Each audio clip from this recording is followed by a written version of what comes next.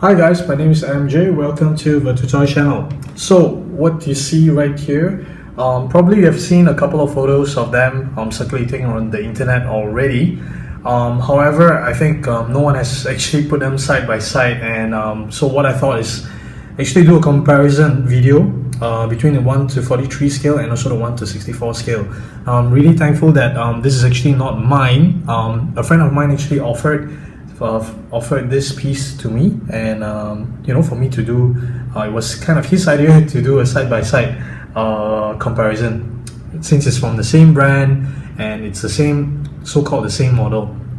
Okay, so I think very quickly I want to look at the packaging first. So both is actually very similar. It uses the sleeve kind of packing method, the sleeve and the acrylic display case. Okay, so what I noticed on the bottom, the details are pretty much the same, and it also uses the sticker to indicate the model. So it's actually the same for the 1:64 as well. Alright, so far the sleeve for 1:64 they have been using is always red for models that is released by Ignition Model themselves. However, if it's a collaboration with Tarmac, it will be in a white sleeve. So far what I've noticed for 1:43, I believe they're all in grey, as well as I think the 1:18 scale, I think they're all in grey as well. Okay, so without further ado, you know what, we're gonna take a very much closer look at it. That's what we want to do here today anyway. So the first thing I noticed is actually the base. The base is actually quite different. What we get in the 1:64, it's a plastic base. However, this one, it's a leather kind of base. It feels much more premium with that leather feel to it, and there's actually two. Initially I thought it's maybe an anti-slip sticker, but I think this is actually meant to cover the hole to the screw that screws the car to the base. Okay, that's nice.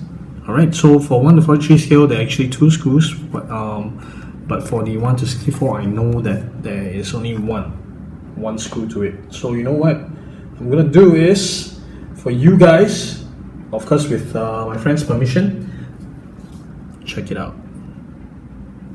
Okay, let me just zoom a bit. I apologize for the lighting today, because this is I have to do this very quick video because this is just on loan and I'm not gonna bring it home with me actually. So that's why, we just do a very quick video on this. Now, you know what? I'm gonna take this one out as well. Okay, let's do this. Let's do this. Okay, I'll just put the sleeve back there. Okay, let's just check this out next to each other. Okay, I think we start from, what we can see is the let's see here, the label. Okay, it's slightly different. The 1:43 scale, it's put as ZN6. I believe that is actually the model number, the model name for the Toyota 86. However, for the 1:64 scale, it's just written Toyota 86. Alright, so from the top, first thing we see is the antenna. Okay, you have very nice detail on the 1:43. I believe they are not able to do that on the 1:64 because it's really very tiny. Okay, up front, what I see is there is a logo here, a Pandem logo. Okay, but the 1:64, there isn't. I'm not sure. Maybe it's a design thing. It's done on purpose. So I'm just doing a really side-by-side kind of comparison. Of course, the leather base really feels much more premium compared to the plastic base on the 1:43. On the 1:64. So on the sides, if we look at these, the wheel arches, you see the 1:43, they can actually put even more details onto this. I wouldn't say air intake, probably some aerodynamic to reduce the air pressure under the wheel arch there.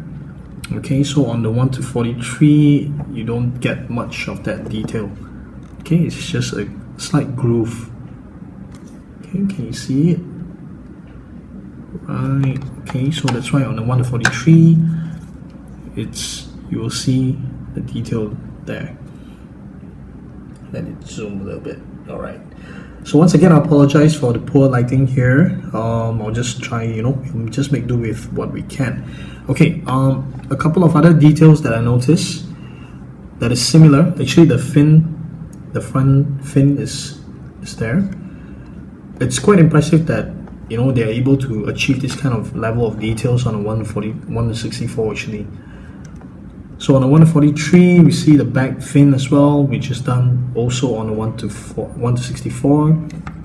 Another detail that's only available, I think, on the 143 is, if you see on the back, on the spoiler, okay, the place where it's bolted onto the back of the car. All right, if we look at the 1/64 scale, it's just 2 pillars like that. Okay, just let it zoom a little bit. All right, okay, so up at the back, when we look at the back, of course the biggest difference is this, I believe, if I'm not mistaken, on all Pandem cars, correct me if I'm wrong, all right, they always have this support pillar, which is done very nicely here. We can see it on the 1/43 scale, and I've seen it on the 1/18 scale as well. However, that is not on the 1/64. That's a bit of a shame. However, I would understand if it's just a little too small for this scale. I don't mind at all. All right.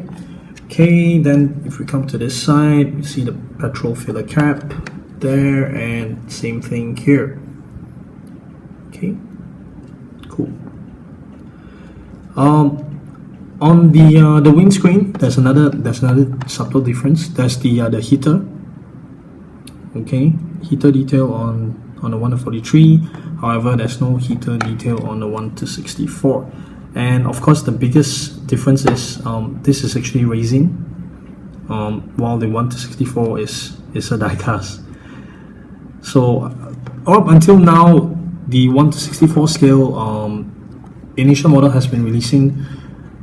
The paint job is really impressive. This is actually the latest one, the grey release. So far, they've done pre-sales at 2 places, one at the Macau GP, and now at the Kuala Lumpur International Motor Show 2018. I've heard a couple of rumors that it will be released in January 2019, so we'll have to wait and see. All right.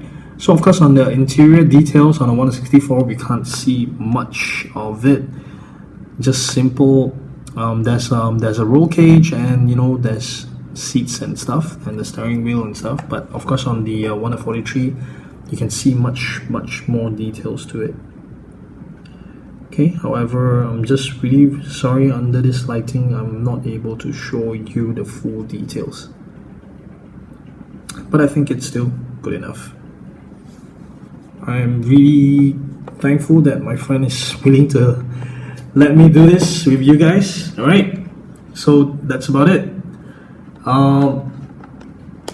Yeah, okay, so I will be taking close-up photos of the 1/64, which is mine.